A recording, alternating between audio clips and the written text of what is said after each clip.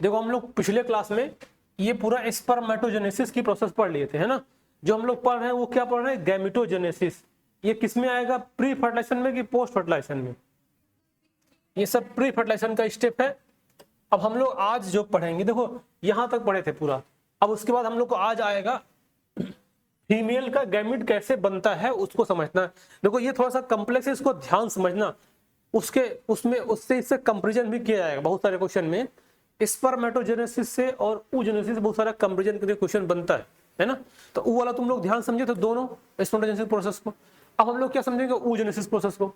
अब देखो ये कहां होता है, अगर देखा जाए तो इसका फॉर्मेशन कहां होता है, बताओ कहां होता है?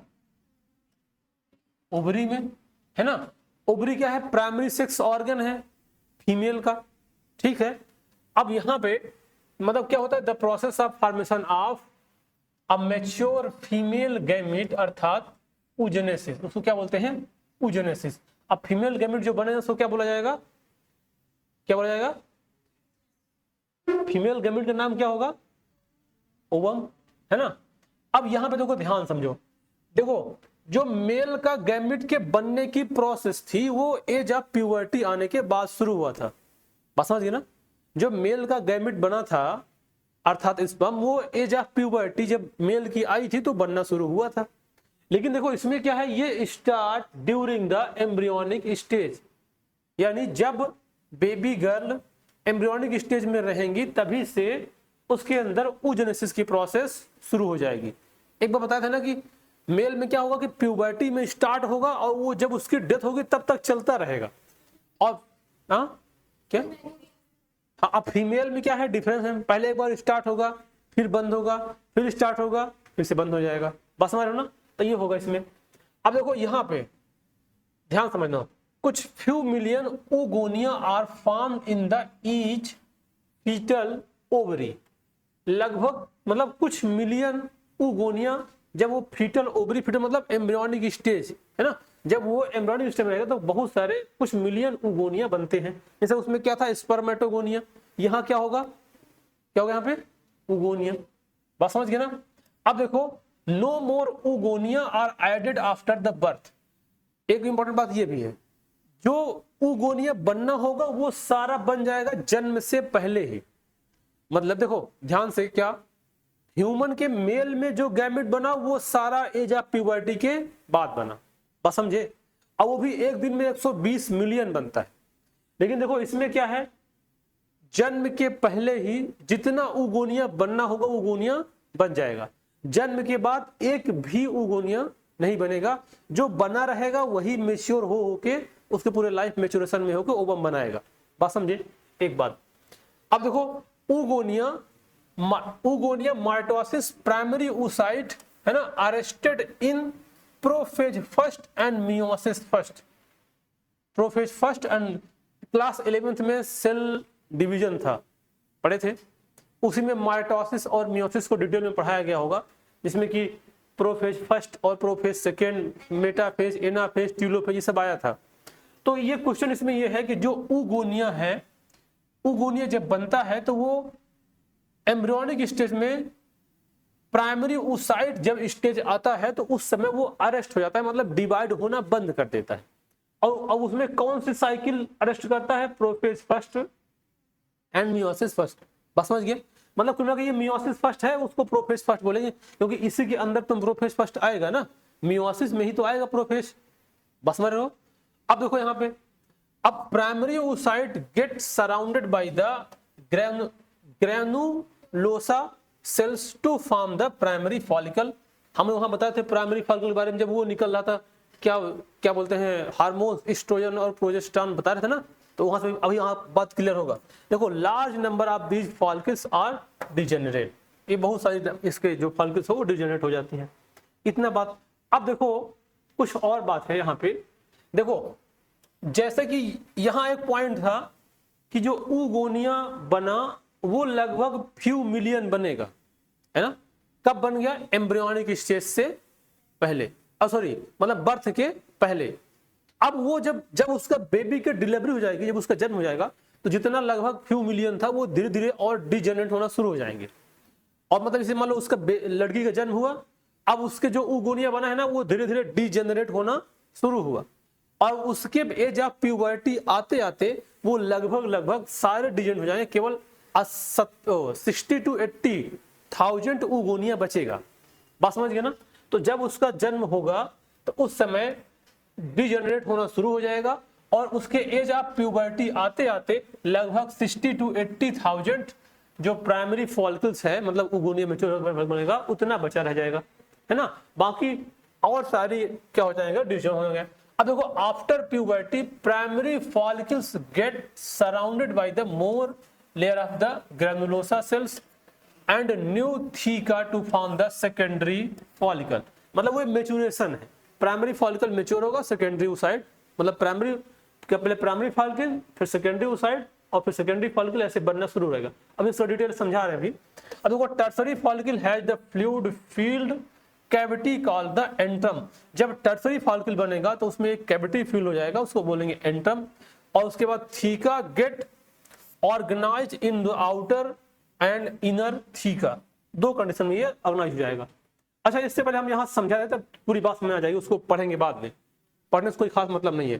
देखो ये क्या है ना, ये एक ओवरी है, बस समझ रहे हो ना। ओवरी के अंदर क्या होगा, oogenesis की प्रोसेस शुरू होगी, है ना। जो यहाँ पे अभी हम पढ़ रहे थे ना, वो पूरी बात इसको समझा देंगे, पूरा बात क्लियर हो जाएगा, उसको पढ़ने की जरूरत नहीं पड़ेगा। देखो ये ओवरी है, ओवरी को ऐसे, इसको ऐसे टीएस इसको काट दिया गया, है ना। जैसे देखो वहां बताया था कि स्पर्म में जो जहां से गैमेट बनना शुरू होगा वो जर्म सेल कहलाएगा ना। तो अब यहाँ पे भी देखो, मान ले रहे हैं यहाँ पे कि यहाँ पे ये जो छोटी छोटी है, ये छोटी छोटी प्राइमोडियल जर्म सेल है, उसमें भी था, है ना, इसमें भी था। अब ये प्राइमोडियल जर्म सेल खूब सारा मल्टीप्लीकेशन करेगा और बहुत सारा बन जाएगा, और वो फिर आगे जाके जब मैच्योर होगा तो एक प्राइमोडियल जर्म सेल आगे उसमें ग्रोथ करके क्या बनाएगा, ऊगोनियम। वहां क्या बनाया था, स्पर्मेटोगोनिया, है ना। यहां क्या बनाएगा, ऊगोनिया। अब देखो यही ऊगोनिया, अब एक को लेके उसको हम लोग पूरा प्रोसेस करते हैं कि वो कैसे बनेगा। देखो ये प्राइमरी ऊगोनिया, सॉरी जो ऊगोनिया है, ये आगे चल के इसका ग्रोथ होगा, डेवलपमेंट होगा, और वो क्या बना देगा, प्राइमरी oocyte। क्या बनाएगा, प्राइमरी oocyte। अब देखो प्राइमरी oocyte जो बना है, जो ये प्राइमरी oocyte बना है, इस प्राइमरी oocyte के बाहर एक लेयर आ जाएगी, उसको बोलते हैं ग्रैनुलोसा लेयर। जो प्राइमरी oocyte यहां बना था उसके बाहर एक लेयर आएगी, और उस लेयर को बोलते हैं ग्रैनुलोसा लेयर, और तब ये पूरा कंप्लीट कहलाएगा प्राइमरी फॉलिकल। बात समझ गए। देखो यहां क्या था, प्राइमोडियल जर्म सेल, ऊगोनिया बना, ये मैच्योर हुआ, प्राइमरी oocyte बना, प्राइमरी oocyte के बाहर एक लेयर आ गई जिसको बोला गया ग्रैनुलोसा लेयर, और फिर पूरे कंप्लीट को बोला गया प्राइमरी फॉलिकल। समझ सबको आ रहा है। अब देखो आगे, अब इसके बाद ये जो प्राइमरी oocyte था ये डेवलप हो जाएगा, इसका कहलाएगा सेकेंडरी oocyte। और इसके बाहर जो ये लेयर थी ग्रैनुलोसा लेयर, ये दो पार्ट में डिवाइड हो जाएगी, ये दो पार्ट में डिवाइड हो जाएगी, एक बाहर की लेयर हो गई और एक इसके अंदर की लेयर, ये वाली। अब जो दो लेयर बनी, अब ये जो बाहर वाली लेयर है वो कहलाएगी आउटर थीका, जो इनर लेयर है वो कहलाएगी इनर थीका, है ना। देखो यहां एक लेयर थी और एक प्राइमरी oocyte था, टोटल क्या कहलाया, प्राइमरी फॉलिकल। अब यही देखो डेवलप होके यह कहलाएगी सेकेंडरी oocyte, और इसके बाहर जो लेयर है वो दो पार्ट में कटराइज हो जाएगी, डिवाइड हो जाएगी, एक आउटर थीका और इनर थीका, और ये अब पूरा कहलाएगा सेकेंडरी फॉलिकल। ये क्या कहलाया था, प्राइमरी फॉलिकल, अब ये क्या कहलाएगा, सेकेंडरी फॉलिकल। अब देखो यही सेकेंडरी फॉलिकल आगे जाके टर्सरी फॉलिकल में कन्वर्ट होगा, लेकिन अब इसके अंदर डिवाइड नहीं होगा। अब जो ये सेल बनी थी, अब ये सेल क्या होगा कि एक तरफ इस सेल का जो कंटेंट है एक तरफ ज्यादा इकट्ठा हो जाएगा, ऐसे ऐसे, यहां कुछ ज्यादा हो जाएगा, ऐसे ऐसे, और फिर इधर इधर क्या हो जाएगा, कम रह जाएगा। तो अब देखो अगर सारा इधर किनारे में आ जाएगा तो बीच में एक कैविटी बन जाएगी, इस कैविटी को बोलते हैं एंट्रम। बात समझ गए ना। तो देखो सेकेंडरी फॉलिकल बना, और जब सेकेंडरी फॉलिकल के बीच में जब सेकेंडरी फॉलिकल के बीच में एक कैविटी बनने लग गई और ये जो सेकेंडरी oocyte था साइड में आ गया, उसको पूरे कंप्लीट इसको होल बॉडी के बोला गया टर्सरी फॉलिकल। बस समझ रहे हो ना। अब देखो ये ऐसे यहाँ प्रोसेस शुरू हुआ, अब ये बनता चला जा रहा है। अब यहाँ देखो ये जो टर्सरी फॉलिकल था ये आगे चल के मेच्योर हुआ और ग्रोथ करने के मेच्योर होने के बाद क्या बना दिया, ग्रेफियन फॉलिकल। और इसी ग्रेफियन फॉलिकल को बोलते हैं मेच्योर फॉलिकल। समझे, जो ग्रेफियन फॉलिकल क्या कहलाएगा, मेच्योर फॉलिकल। अब देखो याद करो, जो एस्ट्रोजन रिलीज हो रहा था ग्रेफियन फॉलिकल से निकल रहा था, बताया था ना वहां पे। एस्ट्रोजन कहां से निकलता है, ओवरी से। ओवरी के किस वाले पार्ट से, ग्रेफियन फॉलिकल से, है ना। अब देखो यहाँ पे ये जो है ना, ये क्या है, ये सेकेंडरी oocyte है। ये क्या है, सेकेंडरी oocyte। अब ये सेकेंडरी, अब जो ग्रेफियन फॉलिकल बना, इसमें एक जो लेयर बनी है, इस लेयर को जोना पेलुसिडा बोला जाएगा, है ना। किसमें, हाँ अभी अभी अभी बनेगी, अभी पोलर बॉडी बता रहे हैं। अभी ये देखो, हाँ अभी ये क्या दिखाया जा रहा है, अभी हम लोग इसमें क्या समझ रहे हैं कि ओवरी के अंदर ये सब कैसे मेच्योर हो रहे हैं ना। अभी उसका डायग्राम बनाएंगे, जैसे उसमें बनाया था स्पर्मेटोजेनेसिस में, तो उसमें पोलर बॉडी जो बनेगी वो सब दिखाएंगे। बस समझ रहे ना। अभी इसको क्या समझना है कि ये जो ये फॉलिकल है, ये फॉलिकल कैसे डेवलप हो रहे हैं। जो बातें यहाँ पे लिखी थी और जो पढ़ रहे थे, हम पढ़ते समझ में कम आता, इसलिए हमने उसको समझाना उचित समझे। बस समझे। तो ये क्या बन गया, ये पूरा क्या बन गया, ग्रेफियन फॉलिकल। अब इसी में इसको मेच्योर फॉलिकल, और ये जो बना है ये सेकेंडरी oocyte है। अब देखो जब ये आगे डेवलप होगा तो ये ग्रेफियन फॉलिकल रैप्चर करेगा और सेकेंडरी oocyte बाहर आएगा और क्या कहलाएगा, ओवम। और ये क्या हो जाएगा, ओवम। और ये ओवम मतलब एक मेच्योर फीमेल गैमिट है। और उस समय अब ये ग्रेफियन फॉलिकल जो बना हुआ था ये आगे चला जाएगा और ये कहलाएगा कार्पस ल्यूटियम। जब इससे ओवम बाहर निकल जाएगा, जो बचे क्या कहलाएगा, कार्पस ल्यूटियम। और अगर फर्टिलाइजेशन हो गया तो ये कार्पस ल्यूटियम रहेगा, अगर नहीं होगा तो ये कार्पस ल्यूटियम डिजेनरेट हो जाएगा। बात समझ गए। अगर ये ओवम फर्टिलाइज कर गया,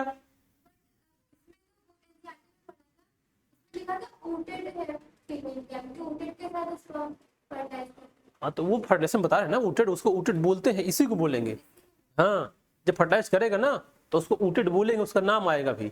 जब फर्टिलाइज करेगा तो जब मिलेगा तो उसको ऊटेड बोलेंगे, इसको कंडीशन आएगा ना अभी। तो देखो अभी हम लोग क्या पढ़ रहे हैं, तुम लोग कंफ्यूज मत हो। ये क्या पढ़ रहे हैं कि ओवरी के अंदर ये फॉलिकल कैसे डेवलप हो रहा है, क्योंकि oocyte कहाँ बनना है, फॉलिकल में। जो गैमेट कहाँ बनेगा, फॉलिकल में। बस समझ रहे हो, समझ पा रहे हो सब लोग ना। तो ये अभी इसकी एक मैकेनिज्म, एनाटॉमी थी, मान लो ओवरी के अंदर कैसे डेवलप हुआ। अब देखो इस समय जो लिखा था सब वही बात लिखा हुआ, क्या बनेगा, oocyte फिर सेकेंडरी oocyte फिर ऐसे बन जाएगा। अब ये वाला डायग्राम देखो, ये वाला डायग्राम जो उसमें था, इसमें पता चलेगा कि पोलर बॉडी कहाँ बना और एक उससे कितने बनेगा। अब लोकेशन सबको बात पता चल गया, कहाँ होना है, ओवरी में। अब देखो ओवरी में पहले क्या मिलेगा, प्राइमोर्डियल जर्म सेल। अब देखो प्राइमोर्डियल जर्म सेल ये क्या करेगा, उगोनिया बनाएगा। और जो प्राइमोर्डियल जर्म सेल उगोनिया बनाया है, अब ये उगोनिया ग्रोथ करके मेच्योर करके क्या बनाएगा, प्राइमरी oocyte, है ना। अब देखो ध्यान से, यहां से यहां तक की जो प्रोसेस हुई है वो प्रोसेस बिफोर बर्थ अर्थात एम्ब्रियोनिक स्टेज में हुआ है। बस समझ रहे हो, समझ सवाल है बात को। देखो यहां से यहां तक की जो प्रोसेस हुआ है वो क्या हुआ है, एम्ब्रियोनिक स्टेज में अर्थात जन्म से पहले। अब देखो जैसे बेबी का जन्म हो गया उसके अंदर ये प्राइमरी oocyte तक बना था, उसके बाद अब उसका जो ये साइकिल था वो अरेस्ट हो जाएगा। और अब उसके बाद देखो जो ये प्राइमरी oocyte बना है, अब देखो जब उसका जन्म होगा तो ये प्राइमरी oocyte लगभग फ्यू मिलियन तक रहेंगे। अब धीरे धीरे जब उसका एज बढ़ता जाएगा तो वो जो फ्यू मिलियन प्राइमरी oocyte रहेगा वो धीरे धीरे डिजेनरेट होना शुरू हो जाएगा। और कितना बचेगा प्यूबर्टी, ये जाते जाते 60 to 80,000। बस समझ गए ना, क्या बचेगा, प्राइमरी oocyte। अब वही जो 60 to 80,000 बचा हुआ है वही हर महीने में एक तो मेच्योर हो के उसके पूरे लाइफ तक चलेगा। मतलब लाइफ क्या, जब तक उसका क्या बोलते हैं मेंस्ट्रुएशन साइकिल चलेगी, है ना, तब तक वो क्या करेगा, मेच्योर होता चलेगा। अब देखो प्राइमरी oocyte बन गया। अब ये प्राइमरी oocyte में डिवीजन होगा, कौन सा, मियोसिस की माइटोसिस, मियोसिस फर्स्ट। क्योंकि देखो प्राइमरी स्पर्मेटोसाइट में डिवीजन हुआ था, कौन सा, मियोसिस फर्स्ट, तो ऐसे प्राइमरी oocyte में यहां पे डिवीजन होगा मियोसिस, क्या होगा, मियोसिस फर्स्ट। अब देखो मियोसिस फर्स्ट होगा तो इसमें एक प्राइमरी oocyte से, जैसे मान लो यहाँ पे अगर हम मान लीजिए फॉर्म इसको मिटा दे रहे हैं, मान लो यहाँ पे एक प्राइमरी oocyte होता तो इससे एक सेकेंडरी oocyte बनेगा और एक पोलर बॉडी बन जाएगा। देखो वहां पे क्या बना था, दोनों मेच्योर, दोनों मतलब एक्टिव स्टेज में थे, फंक्शनल स्टेज में, स्पर्मेटोसाइट से, प्राइमरी स्पर्मेटोसाइट से दो सेकेंडरी स्पर्मेटोसाइट बना था। यहां पे देखो क्या है, एक प्राइमरी oocyte से एक ही सेकेंडरी oocyte बनेगा, एक पोलर बॉडी बनेगा और ये पोलर बॉडी बाद में क्या हो जाएगा, डिस्ट्रॉय हो जाएगा, डिजेनरेट हो जाएगा। अब देखो यहां पे क्या हुआ, मियोसिस। अब ये मियोसिस हुआ है, ये मियोसिस इसमें दोबारा होगा, जब इसमें मियोसिस दोबारा होगा तो फिर से एक पोलर बॉडी बनेगा और ये सेकेंडरी oocyte अब वे डिवाइड करके मतलब ओवम बनाएगा। लेकिन अब यहां पे एक केस और थोड़ा समझना पड़ेगा। देखो यहीं पे ये सेकेंडरी oocyte, ध्यान समझना, ये सेकेंडरी oocyte यहां पे तब बनेगी जब स्पर्म की एंट्री होगी, किसमें, ओवम में। मतलब ये सेकेंडरी oocyte बना रहेगा, मतलब ये सेकेंडरी oocyte बना हुआ है। अब ये दोबारा मियोसिस तब करेगा जब स्पर्म की एंट्री होगी। तो आफ्टर स्पर्म पेनिट्रेशन, मतलब जैसे ओवम अभी वो फ्यूज नहीं किया है गैमेट से, अभी क्या है, स्पर्म ओवम को क्रॉस करके अंदर आया। अब जैसे अंदर आएगा वो क्या करेगा, इससे स्पर्म ओवम क्या बोलते हैं, सेकेंडरी oocyte डेवलप करके आ जाएगी ओवम में। अब यही जो बन रहा है ना, यही है ऊटिड कहलाएगा, बस समझ गए ना। अब यही ऊटिड, अब जब स्पर्म का मेल गैमेट निकल के इससे फ्यूज कर जाएगा तो क्या बन जाएगा, जाइगोट, बस समझ गए। हाँ बिल्कुल, और क्या, वहां अरेस्ट हो गया था, अब उसके बाद क्योंकि आगे बाद वही चलेगा, अब उसका तो स्टार्ट हो जाएगा वो, बात समझ गए ना। तो ये बात ध्यान रखना। अब देखो इसमें क्वेश्चन क्या बनेगा, अगर क्वेश्चन पूछता है कि एक प्राइमोर्डियल जर्म सेल से कितने ओवम बनेंगे, एक प्राइमोर्डियल जर्म सेल से कितने ओवम बनेंगे, एक ही बनेगा, दो कौन बोला, अरे दो पोलर बॉडी बन रही है, दोनों खत्म हो जाएगी तो दो कहां बचा, ये पोलर बॉडी है ना। अब देखो यहां से अब इसमें दो बोलना ही नहीं है, फीमेल केस में कुछ भी दो नहीं बनेगा, एक प्राइमोर्डियल जर्म सेल से एक ओगोनिया से एक प्राइमरी oocyte, एक oocyte सेकेंडरी oocyte और इससे एक ओवम बनेगा, क्योंकि एक क्या बन रही है, पोलर बॉडी डिजेनरेट, दूसरी पोलर बॉडी डिजेनरेट, बात समझ रहे हो ना।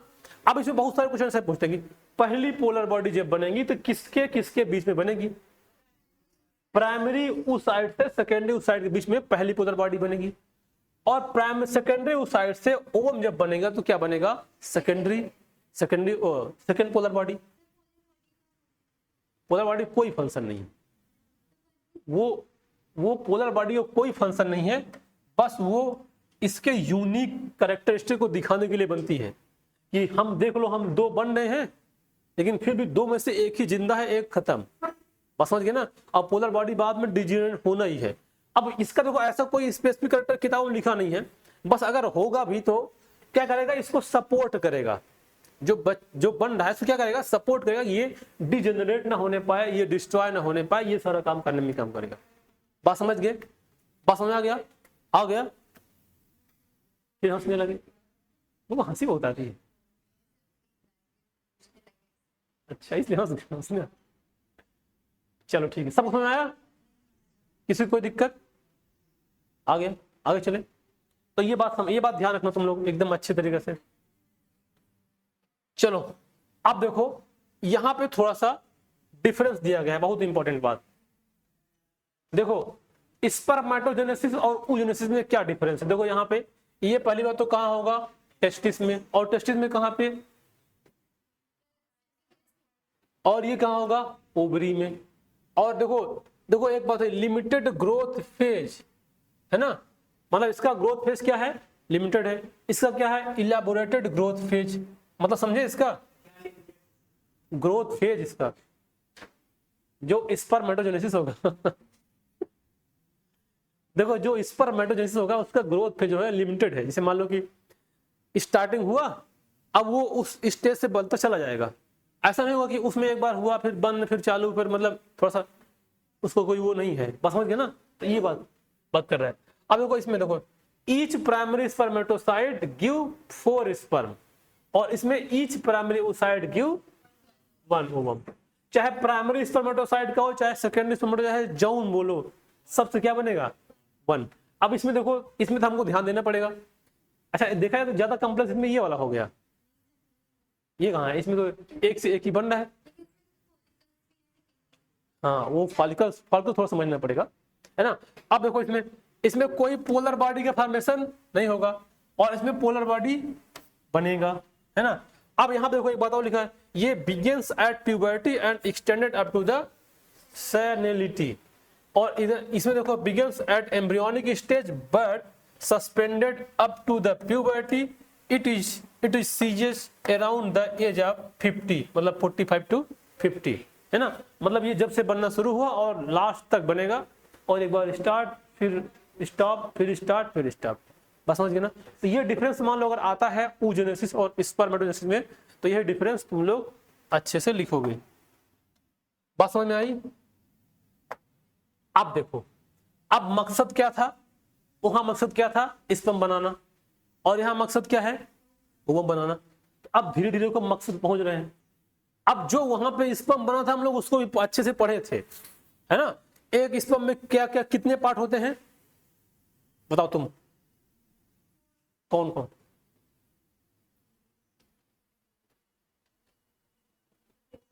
हाँ अरे ऊपर शुरू करो, head neck middle piece tail, 4 बोल दिए, क्या 4 बोले थे, मतलब ऐसे।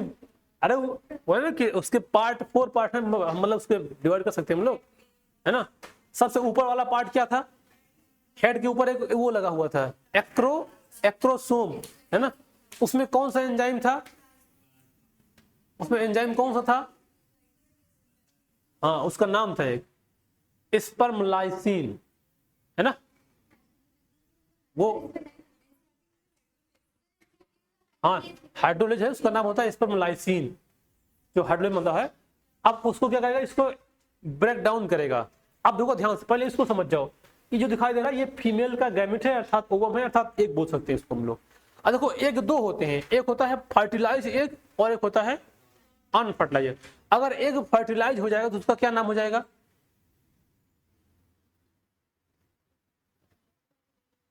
उसका क्या नाम हो जाएगा, जाइगोट। जाइगोट बनता है ना फर्टाइज होने के बाद, तो चाहे उसको जाइगोट कहो चाहे कहो फर्टिलाइज एग है, बस समझ गए ना। तो आप देखो इसको ही समझते हैं पूरा, यहां ध्यान समझना। देखो सबसे बाहर ये जो ऐसा कुछ स्ट्रक्चर दिखाई दे रहा है, इस सर्कल, इसको तुम लोग बना लेना कॉपी में, उसमें क्योंकि शायद बना नहीं डायग्राम, बना हुआ है क्या, ये तो भेजेंगे, सब भेजेंगे इसको हम, नहीं अभी ये कंप्लीट होगा तब भेजेंगे। जब पूरा पढ़ा लेंगे तो पूरा एक साथ भेज देंगे, नहीं फिर बार बार भेजना पड़ेगा। हाँ चलो शाह आज उसको भेज ही देंगे, कोई बात नहीं, ठीक है। अब सुनो ध्यान से। अच्छा इसमें देखो डायग्राम एनसीईआरटी में बना है क्या, वाला डायग्राम बना है, हाँ ऐसे नहीं बना है, तो हम थोड़ा अच्छे से समझाने के लिए ऐसे बनाए हैं। देखो श्याम ध्यान समझो, देखो डायग्राम इसमें इस तरह से बना सकते हो, बस ये हमको इसको इंडिकेट करना है पूरे लेयर को, जितने लेयर इसमें है और इसके अंदर जो कुछ भी है उसको हमको इंडिकेट करना है। इसलिए क्या हो गया, ढूंढ लिए, हवा लग रही बहुत ज्यादा, फैन बंद कर दो भाई, है?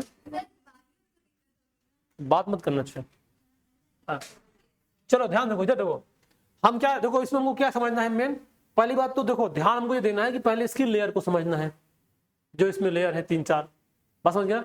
फिर इसके अंदर जो कुछ उसको समझना है, बस समझे। देखो सबसे बाहर वाली एक लेयर दिखाई दे रही है, देखो कुछ ऐसी बनी है, देखो ये कुछ ऐसा है ना, ये कुछ बना है ऐसा, ये ऐसे है ना। अब देखो ये इसके बीच में एक ये ऐसी वाल है ऐसे। अब यहां पे देखो जैसे यहां पे सब बना हुआ है ना, अब यहां पे 2 चीज है, देखो जो ये स्ट्रक्चर इस तरह से अब दिखाई दे रहा है पूरा क्लियर, जो यहां दिखाई दे रहा है, देखो ये वाले जो सेल है उसको बोला जाता है ग्रेनुलोसा सेल। वहां याद करो बना था जब थीका इंटरना थीका एक्सटर्ना बना था। और जो इसकी ये वाली पार्ट है जिसपे इसको चिपका के रखेगा उसको बोलते हैं हाइलुरोनिक एसिड। मतलब कुल देखो क्या जानो क्या है, ये एक है इसकी ग्रेनुलोसा सेल और इसके बीच में ना एक गम लगी है, मान लो ये गम है, वो कभी खुशी कभी गम वाला नहीं, गम चिपकाने वाला। ये जो गम लगा हुआ ना इसको ऐसे चिपकाए रखा है। अब जब स्पर्म आएगा तो जो उसको एक्रोसोम में एंजाइम था इसी गम को डिजेनरेट कर देगा, इसको स्पर्मलाइसिन से हटा देगा। जब हटेगा तो वो खुद ही चिप बाहर निकल जाएंगे, है ना। तो अब देखो ये क्या है, ये अब इन दोनों को मिला के बोलते हैं, बाहर वाले लोग बोलते हैं कोरोना रेडिएटा। क्या बोलते हैं? कोरोना मतलब ये वायरस वाला कोरोना नहीं, स्पेलिंग वही है, मतलब कोरोना क्या बोलते हैं, कोरोना रेडिएटा।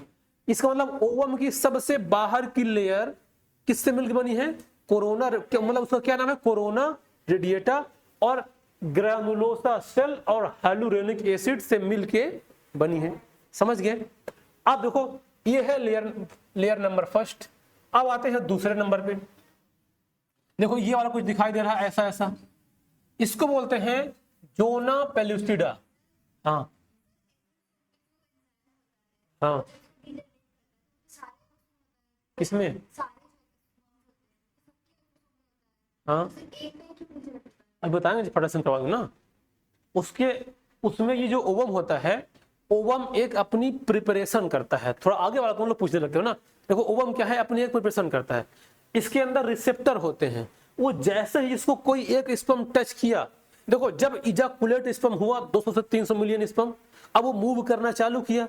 अब जब मूव करना चालू किया तो सारे स्पर्म यहाँ पर नहीं पहुंच जाएंगे, बाकी डिजेनरेट हो जाएंगे रास्ते में ही, क्योंकि कंपटीशन बहुत ज्यादा है। बात समझ गए ना? कंपटीशन क्या है, बहुत ज्यादा है। मतलब एक सीट है, कितने लोग हैं, 200 से 300 मिलियन, तो है ना कंपटीशन ज्यादा।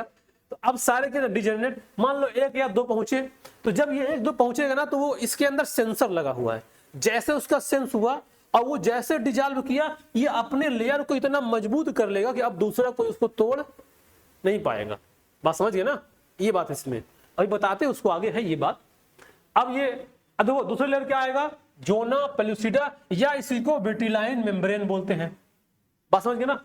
इसी जोना पेलुसिडा में ये पाए जाते हैं जोना पेलुसिडा रिसेप्टर, यही सेंसर का काम करता है। बात समझ गए ना? इसे हमने बोला कि हमको यहाँ पे बच्चों को बुला के पढ़ाना है बस, और अब बाहर मान लो यहाँ भीड़ लगी है पूरे की, रिक्शा वाले बोले हमको ही पढ़ाओ, ड्राइवर लोग बोले हमको ही पढ़ाओ, तो नहीं हम केवल बच्चों को पढ़ाएंगे बस। अब गेट अंदर खोले, बच्चे लोग अंदर आए, हम वहां पे शटर गिरा दिए, अब वो लोग वहां तोड़ रहे हैं। ऐसे भी करेगा, ऐसे करते हैं। एक अंदर गया, वो अपने आप को मजबूत कर लिया, अब वो टोच रहा है कि नहीं हमको भी बुला लेंगे, नहीं बुलाएंगे। बात समझ गए ना? तो ऐसे ही वहां पे मैकेनिज्म होता है। अभी जब फर्टिलाइजेशन पढ़ाएंगे तो बताएंगे, उसका एनिमेशन भी दिखाएंगे तुम लोग को। जब फर्टिलाइजेशन पढ़ाएंगे तो एनिमेशन दिखाएंगे, देखो कैसे स्पर्म आया, फिर कैसे फर्टिलाइज किया, जाइगोट कैसे बना, वो डिवाइड कैसे हो रहा है। तो देखो पहला लेयर क्या आया, कोरोना रेडिएटा। दूसरा क्या आया, जोना पेलुसिडा। उसका दूसरा नाम क्या है, विटिलाइन मेम्ब्रेन। अब देखो जोना पेलुसिडा में जोना पेलुसिडा रिसेप्टर होता है। देखो रिसेप्टर की अगर बात करें तो रिसेप्टर की बात बहुत इंपॉर्टेंट है हमारे बॉडी में। हमारे बॉडी में जितने भी एंडोक्राइन ग्लैंड से निकलने वाले हार्मोन्स हो या एंजाइम हो या कुछ भी काम करता है, सारा रिसेप्टर की वजह से। बस समझ गए ना? इस मान लो कि अगर रिसेप्टर ही नहीं होगा तो वो आएगा, उसको कोई रिसीव करने वाला नहीं आएगा, तो वापस चला जाएगा, तो उसका मैकेनिज्म नहीं होगा। इसमें हम क्या कि आज कोचिंग खुली है, तुम लोग आ जाना 4 बजे। अब पता लगा हम गेट बंद करके भाग गए हम लोग, अब तुम लोग आओगे यहाँ पे, देखोगे गेट बंद है, फोन करोगे हम स्विच ऑफ कर लेंगे, है ना? तो क्या करोगे, मतलब फिर तुम हाँ वही तो, फिर तो तुम लोग खुरापाती करवाई करोगे, हमको मालूम है, हमको मालूम है। तो घर वापस नहीं जाओगे, जाओ कहीं कंपनी गार्डन टाइप का स्थान। बात समझ गया ना? तो क्या आएगा, जोना पेलुसिडा रिसेप्टर। अब देखो दूसरा आएगा, ध्यान समझो। देखो इसके बाद ये जो विटिलाइन मेम्ब्रेन है और एक ये वाला मेम्ब्रेन, इसको बोलते हैं ऊलेमा। क्या बोलते हैं इसको, ऊलेमा। और ऊलेमा और विटिलाइन मेम्ब्रेन के बीच का जो स्पेस है, इस स्पेस को बोलते हैं pre vitelline space, sorry perivitelline space. क्या बोलते हैं इसको, पेरी विटिलाइन स्पेस। अब ऊलेमा जो है ये वाला, ये वाला उलेमा, इस उलेमा के अंदर जाओगे तो यहाँ जो फ्लूइड भरा है उसको ऊप्लाज्म बोलते हैं, बात समझ गए ना। और उलेमा को प्लाज्मा मेम्ब्रेन बोलते हैं, मतलब ओवम का, जो ओवम का प्लाज्मा मेम्ब्रेन है वो क्या कहलाएगा, उलेमा, बात समझ गए ना। देखो पहली बात तो 200 से 300 मिलियन स्पर्म रिलीज हुआ और इतना अधिक कंपटीशन को पार करके केवल एक स्पर्म आया, और अब यहां पहुंचने बाद उसको 3 लेयर क्रॉस करना पड़ेगा, तब यहां पे जाके उसको टारगेट मिलेगा, बस समझ रहे हो ना। तो ये क्या है, उलेमा यानी ऊप्लाज्म, और इसके अंदर जो भरा हुआ है ऊप्लाज्म, और ये है न्यूक्लियस, है ना, मतलब जिससे फ्यूज करके बनाएगा, मतलब जो सेकेंडरी ओसाइड है उसका मेन न्यूक्लियस होता है ना, उसी से फ्यूज करेगा, तो ये क्या बनाएगा, इससे मिलेगा तो जाके फर्टिलाइजेशन होगा, बस समझ गए ना। तो ये ओवम का स्ट्रक्चर था, है ना। अब अगला टॉपिक स्टार्ट होगा, मेंस्ट्रुअल साइकिल। अभी समय है ना, अभी बहुत समय है, समझ गए बात पूरा, तुम लोग बात पूरा समझ गए, वो जैसे बात समझ गए। एक सेकेंडरी उस साइड से कितने ओवम बनेगा, एक बनेगा। अब इसमें कोई कंफ्यूजन है नहीं, है ना। तो ठीक है, अब शुरू करते हैं क्या, मेंस्ट्रुअल साइकिल। इसमें कोई किसी डाउट तो नहीं है, चलो। अब देखो मेंस्ट्रुअल साइकिल या रिप्रोडक्टिव साइकिल बोलते हैं इसको, ये थोड़ा लंबा जाएगा, टाइम देना पड़ेगा। 15 मिनट है, 10 मिनट और, मतलब 15 10 35 सॉरी 25, मतलब 5 से 10 मिनट इससे तुम लोग लगेगा, कोई दिक्कत नहीं, बहुत समय है। 3 स्टेज,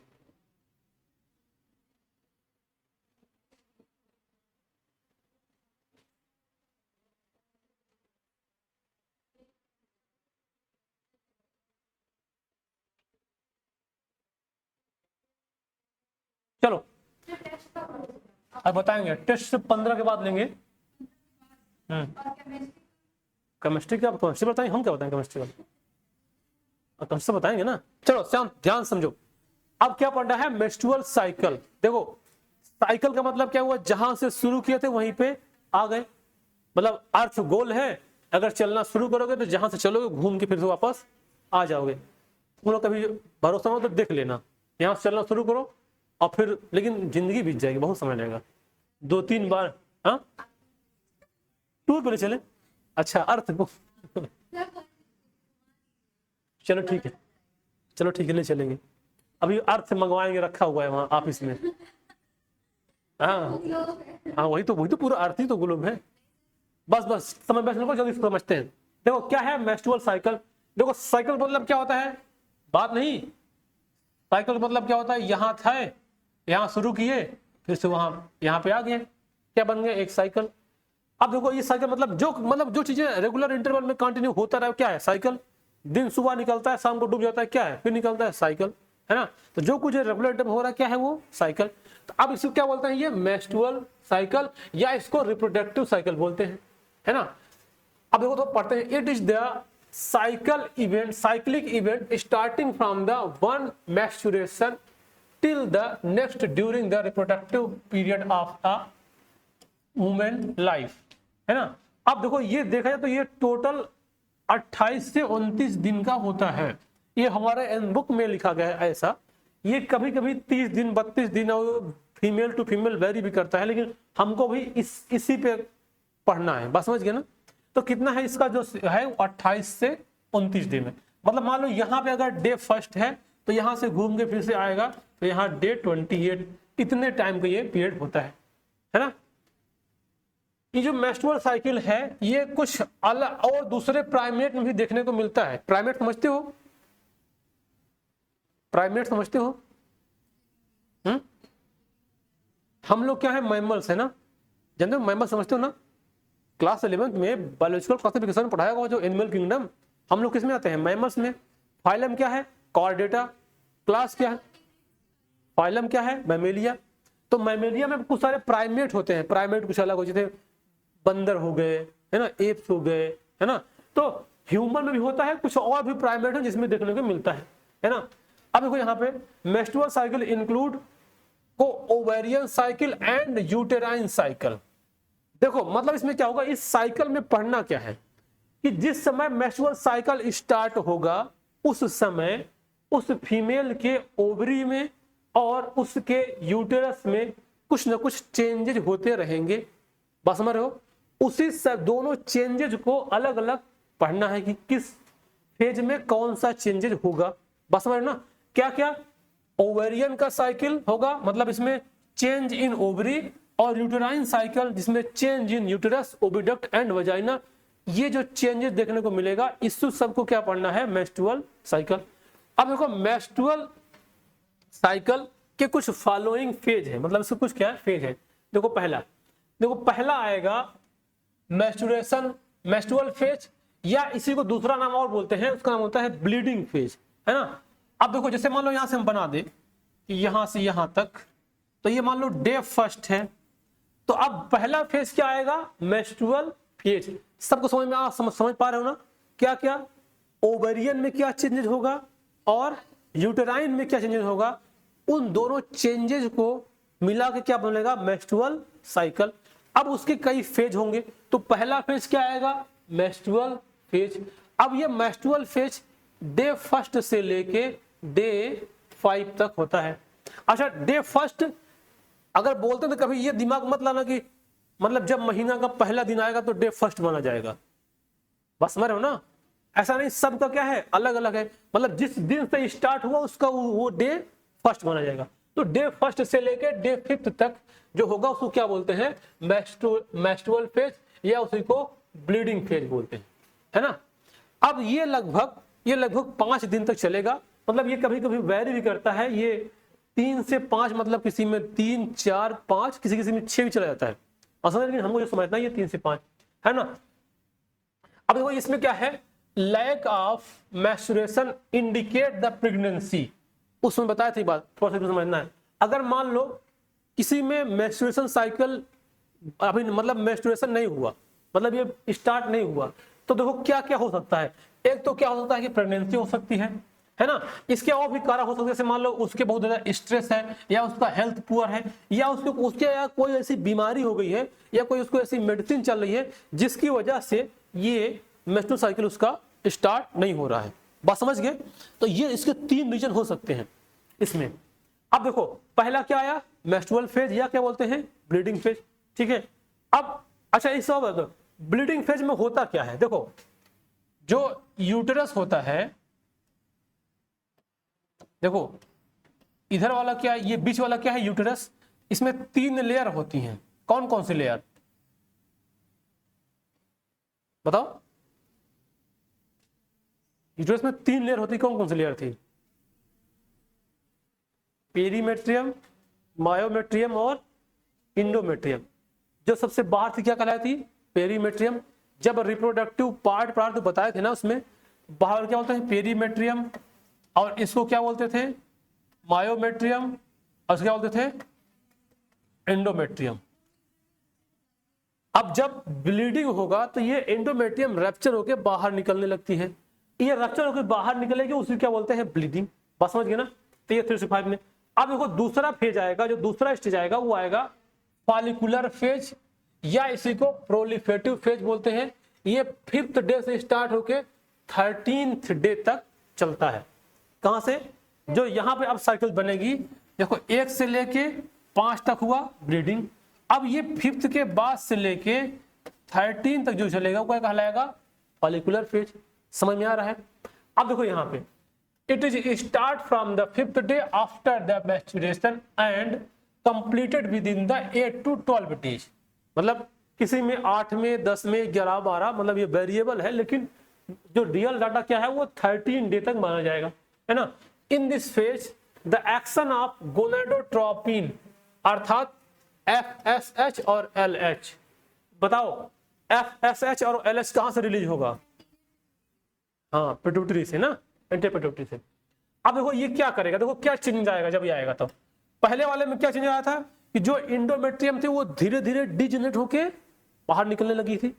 और याद करो जिस समय ये मेंस्ट्रुअल साइकिल चलेगा ना, देखो देखा जाए तो यहां जो बताए थे ये जो समझा रहे थे, ये वाला स्टेज, ये देखा जाए तो ये मेंस्ट्रुअल साइकिल ही है। देखो यहां शुरू हुआ और ये ऐसे बढ़ता गया, ये देखो बढ़ता गया, और देखो यहाँ पे दिखाई दे रहा ना कि ये ओवम यहाँ से क्या हो गया है, बाहर आ गया है। तो ये जो डे 14 में इससे ओवम बाहर आएगा उसको बोलते हैं ओवुलेशन। बात समझ रहे हो ना। तो जो 14 में आएगा तो देखा जाए तो ये यही वाला फेज था। अब देखो यहाँ पे, हाँ इतना होगा। अब देखो क्या आएगा, क्या क्या चेंज निकलेगा, गोल्डन हार्मोन अर्थात एफएसएच और एलएच। अब देखो क्या करेगा, from pituitary occurs FSH stimulate, क्या करेगा, डेवलपमेंट ऑफ द ये primary follicle into Graafian follicle. याद आया क्या रहा प्राइमरी फॉलिकल, जो बना था प्राइमरी उस साइड बाहर एक सेल आ गई थी, उसको क्या बोला था, प्राइमरी फॉलिकल। अब ये प्राइमरी फॉलिकल सेकेंडो ग्रेफियन फॉलिकल में कन्वर्ट हो जाएगी, और उसको कन्वर्ट करने के लिए क्या काम आएगा, एफएसएच। बात समझे। अब देखो दूसरा बात क्या होगा, अब देखो secretion of the estrogen by the Graafian follicle. याद आ गया ना, बोला ना ग्रेफियन फॉलिकल क्या निकलेगा, एस्ट्रोजन रिलीज होगा। अब देखो estrogen stimulate the proliferation and rupture of the uterine endometrium। वो मतलब वहां से एंडोमेट्रियम का रप्चर, ब्लीडिंग होना शुरू हुआ, और उसके जो एंडोमेट्रियम की लेयर है वो धीरे धीरे रप्चर होके बाहर निकलती जाएगी और निकलती रहेगी। और and mucus lining of the oviduct and vagina, जो ओविडक्ट है और वेजाइना में एक म्यूकस लाइनिंग देखने को मिलने लग जाएगी, जिस समय ये क्या बोलते हैं इस फेज रहेगा। और देखो suspension of the FSH secretion, जब एफएसएच सिक्रीशन का सस्पेंशन मतलब कम हो जाएगा तो उस समय फिर अब क्या निकलेगा, सिक्रीशन ऑफ एलएच, जिसको ल्यूटिनाइजिंग हार्मोन्स बोलते हैं। बस समझ गए ना। पहले क्या निकलेगा, एफएसएच, फिर क्या निकलेगा, एलएच, है ना। अब देखो ये प्रोसेस होते होते मतलब ये जब ये 5वें दिन से स्टार्ट होगा और 13th डे आते आते ये यहां पहुंचेगा। अब उस समय जब 14th डे आएगा तो उस फेज बोलते हैं ओवुलेटरी फेज। अब देखो याद करो जो बताया था ग्रेफियन फॉलिकल जो मेच्योर फॉलिकल था, इसके अंदर जो ये ओवम बन रहा है अर्थात सेकेंडरी उस साइड, ये रप्चर होगा और रप्चर होने से ये क्या आ जाएगा, बाहर। बात समझ गए ना। ये रप्चर हुआ कहां आ गया, बाहर। इसी प्रोसेस को बोलते हैं ओवुलेशन। क्या बोलते हैं इसको, ओवुलेशन। अब ये कब होता है देखा जाए तो ये होता है डे 14th डे में। बात समझे। और इसमें देखो एक बात और है, फर्टिलाइजेशन तभी हो पाएगा जब हो जाएगा क्या, ओवुलेशन। अगर ओवुलेशन के पहले अगर स्पर्म की एंट्री हो भी जाती है तो फर्टिलाइजेशन नहीं होगा, क्योंकि अभी ओवम क्या हुआ, मैच्योर नहीं है, वो रप्चर होकर बाहर अभी नहीं निकला है। मतलब जैसे मान लो कि किसी भी फीमेल के मेंस्ट्रुअल साइकिल स्टार्ट हुआ, अब अगर जब तक उसके अंदर ओवुलेशन नहीं हो जाएगा, और जब तक कब तक, डे 14th तक, है ना, जब तक ओवुलेशन नहीं हो जाएगा, अगर उस समय तक स्पर्म की एंट्री भी होगी तो फर्टिलाइजेशन नहीं होगा। क्यों नहीं, क्योंकि ओवम है ही नहीं। अच्छा फर्टिलाइजेशन कहां पे होता है,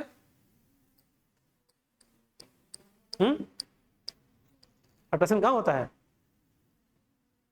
ओवरी में।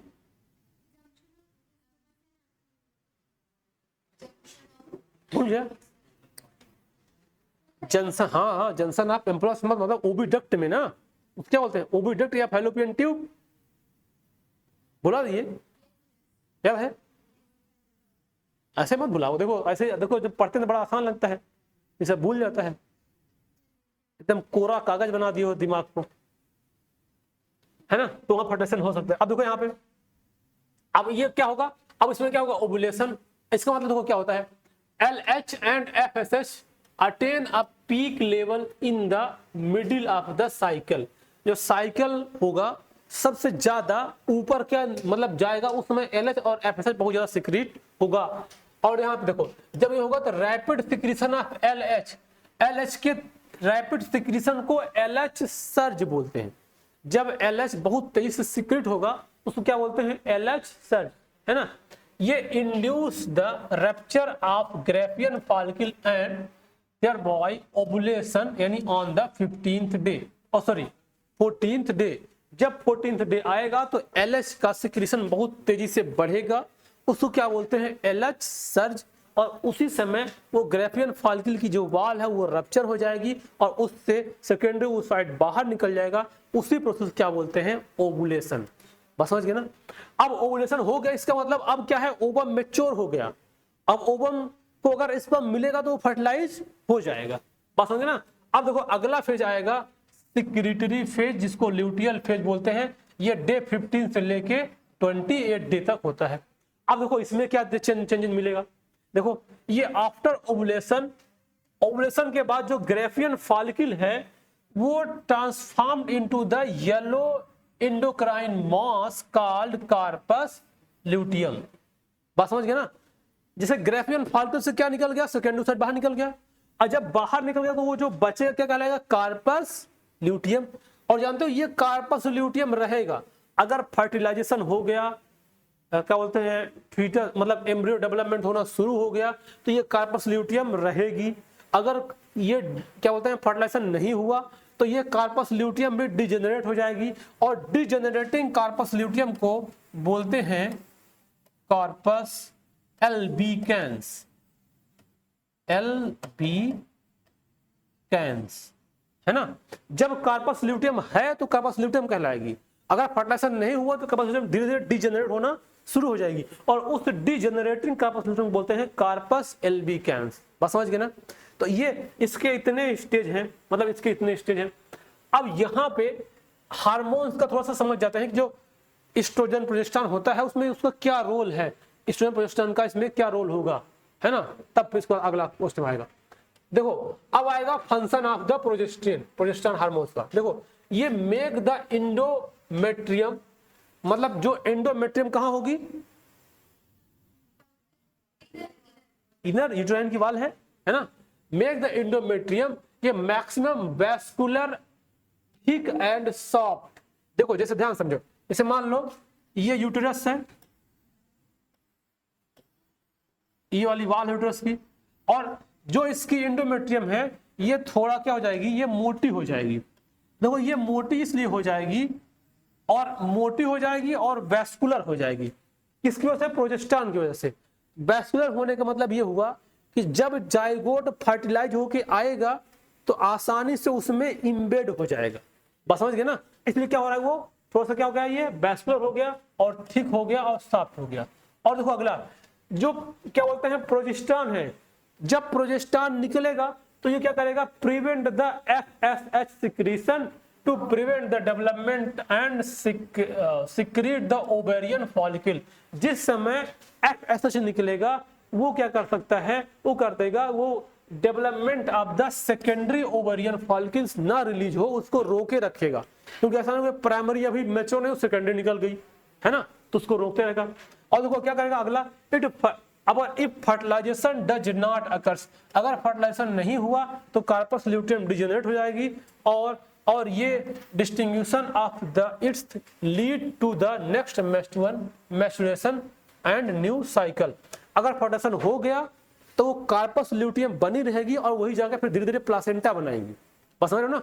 अगर वो डिजेनरेट हो गई तो कार्पस ल्यूटियम डिजेनरेट, तो कार्पस एल्बिकेंस बोलेंगे, और फिर से नई साइकिल स्टार्ट हो जाएगी अगले 28 दिन के बाद, बस समझ गए ना। तो इस तरह से ये प्रोसेस पूरा चलता रहता है। और एक बात और, जब प्रेगनेंसी हो जाएगी तो मेच्योर साइकिल स्टॉप हो जाएगी, है ना, और जब तक बेबी की डिलीवरी नहीं हो जाएगी तब तक मेच्योर साइकिल रुकी रहेगी, और जैसे हो जाएगा उसके कुछ महीने बाद, लगभग किसी में 2, 3, 4, 6 महीने बाद फिर से स्टार्ट होगा, बस समझ गए ना। तो ये हो गया मेच्योर साइकिल। अब अभी इसका एक और है जो एनसीईआरटी में ग्राफ बना हुआ है, एनसीईआरटी डायग्राम में तुम लोग नोट्स में बना हुआ, कल उसको पहले वो ग्राफ समझा देंगे, उसके बाद फिर अगला फर्स्ट लेसन पढ़ाएंगे, ठीक है। चलो हाँ